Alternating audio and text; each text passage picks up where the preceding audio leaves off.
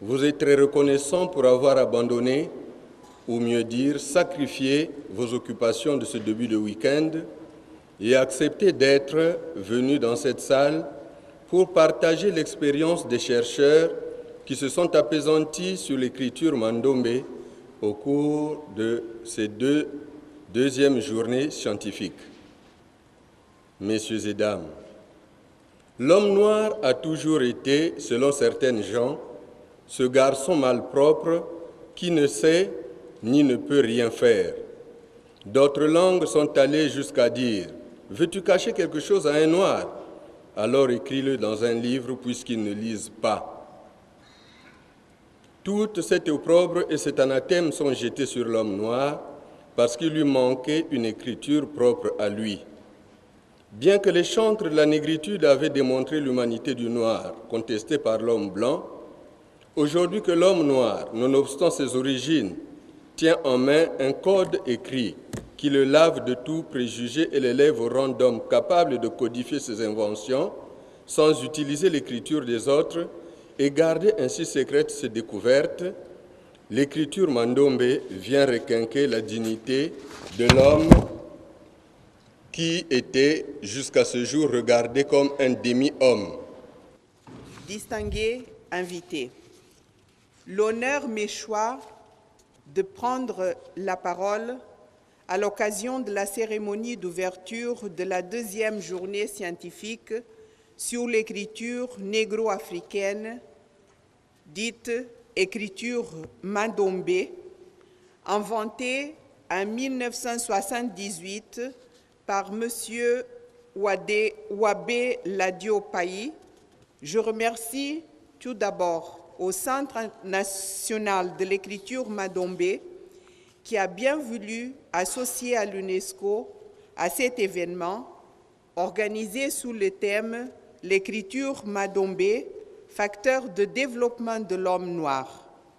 La thématique de cette journée est liée à celle préconisée par l'agenda 2030 qui porte sur le développement durable, comme l'agenda 2063 de l'Union africaine, notamment en ce qui concerne son aspiration 5, à savoir une Afrique dotée d'une forte identité, d'un patrimoine commun et des valeurs éthiques partagées. Comme toute invention, celle du Congolais est encore à la recherche d'une reconnaissance internationale.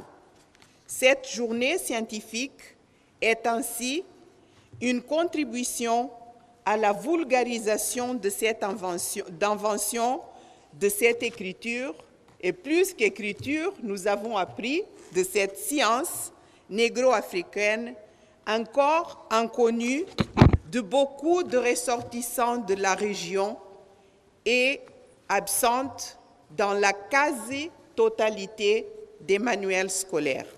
Il sied également de souligner que le soutien de l'UNESCO à cet événement est motivé par la mise en œuvre d'un certain nombre d'instruments normatifs internationaux dont le Congo est signataire. Mais plutôt au symbole de la plaquette de 1921. C'est avec le Mandombe que l'inscription de la plaquette commença à révéler ce secret. Dans la tradition Mandombe, le chiffre 5 qui figure sur la plaquette est en fait la version optique du chiffre 2. Le premier dans la tradition Mandombe est appelé Pakundungu et le second Pelekete. Ces deux chiffres ou symboles constituent la base de l'écriture Mandombe. Pakundungu et Pelekete, la dénomination même montre l'ancrage culturel et spirituel du Mandombe. Dans la tradition Congo, en effet, ces deux expressions renvoient à une codification musicale ancienne. Les sons et les rythmes émis indiquaient la nature de l'événement survenu au village. Notre propos a donc consisté a montré que le Mandombé était précédé des prémices historiquement fondées et scientifiquement prouvées dans son espace géographique.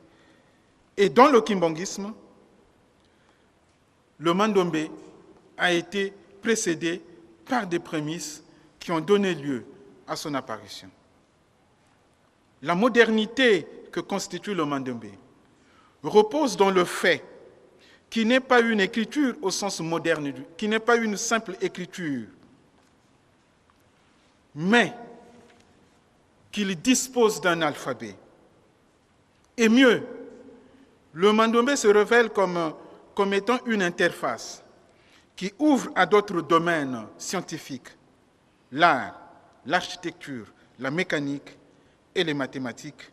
C'est ce que mes successeurs vont démontrer.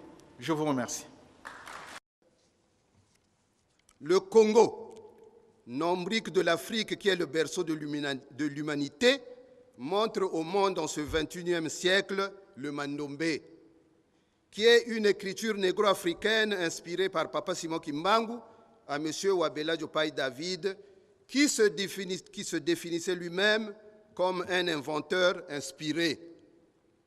Simon Kimbangu s'est présenté chez nous comme celui qui nous est envoyé pour révéler des choses cachées, celui qui a compati à la souffrance de l'homme noir et s'est résolu à y mettre fin. Jésus-Christ nous dit, « Si vous ne croyez pas en mes paroles, croyez au moins à cause de mes œuvres. » Nous disons, si vous ne pouvez croire en Simon Kimbangu, croyez au moins à ses œuvres. Aujourd'hui, une de ses œuvres est l'écriture Mandombé, une écriture multidimensionnelle avec des implications dans tous les domaines. En dehors de la graphie qui est d'ailleurs de la plus grande importance, car c'est avant tout d'un intérêt identitaire.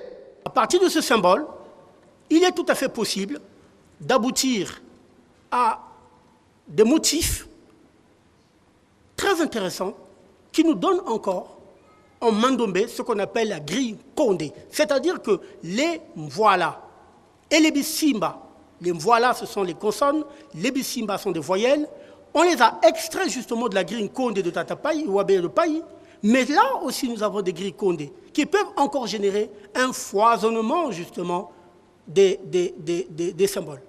Donc nous n'avons pas seulement un seul outil, une seule matrice qui s'appellerait la grille Condé, mais nous avons plus encore. On peut explorer encore le mur pour sortir de nouvelles formes, de nouvelles façons de voir la chose. Et là, vous avez une image particulière. De cette image aussi, si on trace énormément de choses, on reste dans ce qu'on appelle la géométrie, eh bien, vous voyez que nous pouvons encore sortir une autre grille. Alors, entre la grille initiale Condé de Wabella de Paï, qui est ici, qu'on peut dupliquer, vous voyez qu'on peut sortir d'autres grilles Condé et commencer à les manipuler. Ce foisonnement symbolique est très important pour les chercheurs Mandombé. Vous le verrez tout à l'heure à l'extérieur. Alors, quelle est la puissance de cette écriture? Vous voyez qu'à partir d'une grille Condé, qui est différente de la grille de Tata Wabella de Paï, on a toutes les formes qu'on veut. Et là, ce sont les Mvoala, les Bisimba, de différentes formes qu'on veut. Et vous voyez la grille Condé de Tata Wabella de Paï, où il a extrait justement ces différents éléments de son écriture. Donc, Paï nous lance un défi pour explorer encore cette matrice. Qu'est-ce que Paï a pu faire? Je résume par ce tableau. Il a découvert 5 et 2. Il est rentré en observation. Il a fait travailler le rêve, l'intuition, la concentration et la méditation, le raisonnement également. Mais il ne s'est pas arrêté là, parce que la science impose d'aller un peu plus loin, c'est-à-dire de chercher les outils de la reproductibilité de ce qu'on est en train de faire. C'est ainsi qu'il va utiliser les symétries, la rotation, le rabattement, les délétions, les combinatoires, les combinaisons. Il va utiliser les emboîtements, les enchâssements, les répétitions dans tous les sens. Et tout ça va avoir une implication dans la graphie, dans l'écriture, dans l'art, dans la science mandombé au sens général, les technologies, la cryptographie, la psychotechnie. Il y a eu même un calendrier qui a été inventé dans ce sens, au niveau de la linguistique, de l'urbanisme, et même, puisque aujourd'hui on a parlé un peu des éléments spirituels, dans ce que je peux appeler moi l'herméneutique mandombé. Donc la logique mandombé ouvrira, en tout cas je le dis, des nouveaux champs dans la façon de concevoir des ordinateurs et la programmation. Et tout à l'heure, un de nos collègues pourra vous en parler puisqu'il travaille sur ce genre de choses. Alors, donc, quels sont les défis qui se posent à nous? Et c'est ma conclusion. Il faut restructurer justement l'Académie de Mandombé, ça c'est important. Rédiger un plan directeur pour l'autonomisation financière. Peut-être recodifier aussi les cycles de programmation pour aboutir à la formation du doctorat de Mandombé. Mais mon objectif était simple, c'est seulement de vous dire que le développement n'est pas une course de vitesse, mais une course de fond. Il faut donc inonder l'Afrique des armes d'éducation massive, et non des armes de destruction massive qui brident et hypothèquent l'avenir et de bientôt 2 milliards d'individus d'ici 2030 à 2050. Je vous remercie. Pour Nabosoki, si la deuxième journée scientifique, il y a écriture mandombe, biloko ya ndenge na ndenge bitali samaki. Tout ça, on avait voulu, c'est pour mettre en exergue donc l'écriture. Je crois que Madame peut amener ça. Une sorte de l'informatique, donc une expression informatique du mandombe et donc imprimé de l'écriture. C'est surtout la femme de l'image d'un hexadécide. On a un chercheur qui est en train de